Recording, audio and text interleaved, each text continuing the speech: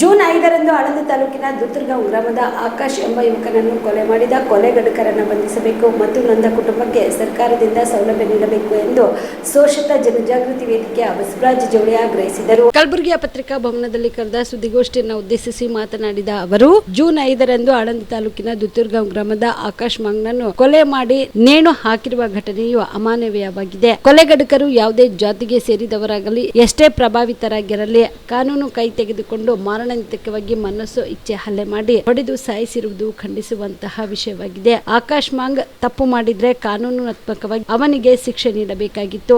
ಆದ್ರೆ ಜಾತಿ ನಿಂದನೆ ಮಾಡಿ ಕೊಲೆ ಮಾಡಿರುವುದು ಖಂಡನೀಯವಾಗಿದೆ. ಈ ಕೂಡಲೇ ಕೊಲೆಗಡುಕರನ್ನ ಬಂಧಿಸಬೇಕು ಮತ್ತು ನೊಂದ ಕುಟುಂಬಕ್ಕೆ ಸರ್ಕಾರದ ಸೌಲಭ್ಯ ನೀಡಬೇಕು ಎಂದು ಆಗ್ರಹಿಸಿದರು. ಅಮೃತ್ ಮಾಂಗ್ ಅವರು ತನ್ನ ಮಗನಾದಂಥ ಆಕಾಶನನ್ನ ತಪ್ಪು ಯಾರದೇ ಆಗಿರಬಹುದು,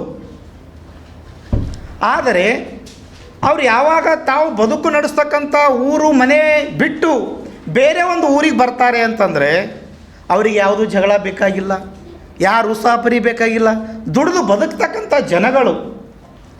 ಆಕಾಶ ತಪ್ಪು ಮಾಡಿದೆನು ಅಂತಂದರೆ ಬಂಗೂರಿಗೆ ಕುಟುಂಬ ಸದಸ್ಯರಲ್ಲ, ಕಾನೂನು ಚೌಕಟ್ಟಿನಡಿಯಲ್ಲಿ ಅವನಿಗೆ ಗಲ್ಲಿಗೇರಿಸಲಿ, ಶಿಕ್ಷೆ ಆಗಲಿ. ಆದರೆ ಮಾರಣಾಂತಿಕವಾಗಿ ಹಲ್ಲೆ ಮಾಡಿ ಕೊಲೆ ಮಾಡಿ ಅವರ ಮೇಲೆ ಆಪಾದನೆ ಬರ್ತದೆ ಅನ್ನುವಂಥ ಒಂದು ದೃಷ್ಟಿಯಿಂದ ಮರಕ್ಕೆ ನೇತು ಹಾಕ್ತಕ್ಕಂಥದ್ದು ಮತ್ತು ಜಾತಿ ನಿಂದನೆ ಮಾಡಿ ಅವತ್ತಿನ ದಿನವೇ ಶಂಭುಲಿಂಗನ ಎದುರುಗಡೆನೇ ಮಗನೇ ನಿಮ್ಮ ತಮ್ಮನಿಗೆ ಬಿಡೋದಿಲ್ಲ, ನೀ ಬಿಡಿಸಕ್ಕೆ ಬಂದು ನಿಂಗೂ ಬಿಡೋದಿಲ್ಲ, ಸೊಳೆ ಮಗನೇ ಮಾದಿಗ ಅಂಥೇಳಿ ಜಾತಿ ನಿಂದನೆ ಮಾಡ್ತಕ್ಕಂಥ ಏನು ಘಟನೆ ಇದೆಯಲ್ಲ, ಇದನ್ನು ನಾನು ತೀವ್ರವಾಗಿ ಇದನ್ನು ಖಂಡಿಸ್ತೀನಿ. ತಪ್ಪಿಸ್ತರು ಯಾರೇ ಇರಲಿ, ಕಾನೂನು ಚೌಕಟ್ಟಿನಲ್ಲಿ ಅವರಿಗೆ ಶಿಕ್ಷೆ ಆಗಲಿ, ಆದರೆ ಕಾನೂನನ್ನು ಕೈಗೆತ್ಕೊಂಡು ಮಾಡ್ತಕ್ಕಂಥ ಇದೆಯಲ್ಲ ಅದನ್ನು ನಾನು ಖಂಡಿಸ್ತೀನಿ. ಆಮೇಲೆ ಈ ಘಟನೆ ನಡೆದು ಇವತ್ತಿಗೆ 7ನೇ ದಿನ 6ನೇ ದಿನ ರನ್ನಿಂಗ್ ಇದೆ. ಒಬ್ಬರೂ ಕೂಡ ಅಟ್ರಾಸಿಟಿ ಆ್ಯಕ್ಟ್ನಲ್ಲಿ ದೌರ್ಜನ್ಯ ಪ್ರಕರಣ ದಾಖಲಾಯಿತು ಅಂತಂದ್ರೆ ಸಮಾಜ ಕಲ್ಯಾಣ ಅಧಿಕಾರಿಗಳು 24 ಗಂಟೆ ಒಳಗಡೆ ಆಗಿ ನೊಂದ ಕುಟುಂಬಕ್ಕೆ ಸಾಂತ್ವನವನ್ನು ಹೇಳಬೇಕು, ಪರಿಹಾರ ಧನವನ್ನು ವಿತರಣೆ ಮಾಡಬೇಕು. 6-7 ದಿನಗಳ ಕಳೆದರೂ ಕೂಡ ಯಾವೊಬ್ಬ ಸಮಾಜ ಕಲ್ಯಾಣ ಅಧಿಕಾರಿಗಳು ಇದುವರೆಗೆ ನೊಂದ ಕುಟುಂಬಕ್ಕೆ ಅವರ ಮನೆಗೆ ಭೇಟಿ ಆಗದೇ ಇರುವುದಲ್ಲ, ಇದು ಅಧಿಕಾರಿಗಳ ನಿರ್ಲಕ್ಷ್ಯತೆ.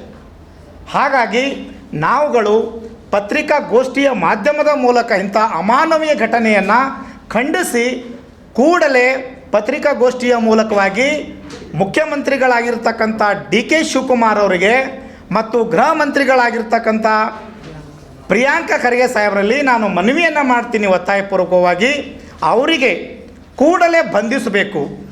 ಎರಡನೇದಾಗಿ ನೊಂದ ಕುಟುಂಬಕ್ಕೆ ಸರ್ಕಾರ ಮಾನ್ಯ ಮುಖ್ಯಮಂತ್ರಿಗಳು ಮುತುವರ್ಜಿ ವಹಿಸಿ ಕೂಡಲೇ 50 ಲಕ್ಷ ಪರಿಹಾರ ಧನವನ್ನು ನೊಂದ ಕುಟುಂಬಕ್ಕೆ ಘೋಷಣೆ ಮಾಡಬೇಕು.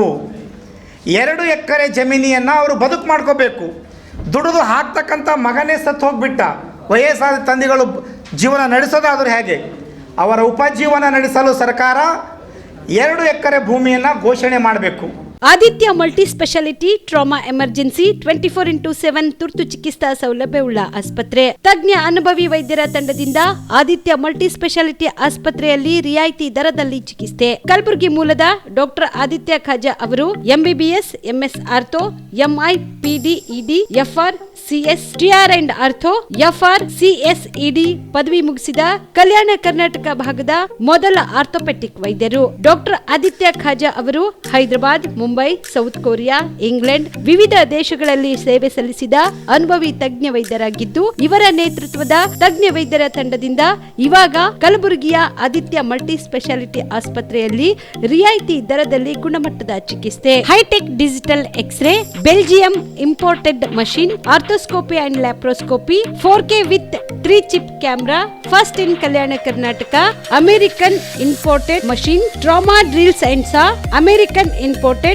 Robotic shoulder surgery arm, German imported ಸೇರಿದಂತೆ ಇನ್ನು ಹೈಟೆಕ್ ತಂತ್ರಜ್ಞಾನದಿಂದ ರಿಯಾಯಿತಿ ದರದಲ್ಲಿ ಚಿಕಿತ್ಸೆ. ಅನುಭವಿ ವೈದ್ಯರ ತಂಡದೊಂದಿಗೆ orthopaedic, obstetrics, gynaecology, neuro surgery, general surgery, general medicine, urology, gastro surgery, paediatrics, neurology ಸೇರಿದಂತೆ OPD, IPD, ICU, ultrasound, 2D echo, laboratory, major OT ಸೌಲಭ್ಯದೊಂದಿಗೆ ಎಲ್ಲ ರೋಗಕ್ಕೂ ಒಂದೇ ಸೂರಿನಡಿ ರಿಯಾಯಿತಿ ದರದಲ್ಲಿ ಆದಿತ್ಯ ಮಲ್ಟಿ ಸ್ಪೆಷಾಲಿಟಿ ಆಸ್ಪತ್ರೆಯಲ್ಲಿ 24x7 ಎಮರ್ಜೆನ್ಸಿ ಚಿಕಿತ್ಸೆ ನೀಡಲಾಗುತ್ತದೆ. ಹೆಚ್ಚಿನ ಮಾಹಿತಿಗಾಗಿ ಸಂಪರ್ಕಿಸಿ ಆದಿತ್ಯ ಮಲ್ಟಿ ಸ್ಪೆಷಾಲಿಟಿ ಆಸ್ಪತ್ರೆ, ಜಿಲ್ಲಾ ವಿಜ್ಞಾನ ಕೇಂದ್ರದ ಸಮೀಪ, ಕಲಬುರಗಿ. ಮೊಬೈಲ್ ನಂಬರ್ 9663300268 ಗೆ ಸಂಪರ್ಕಿಸಿ.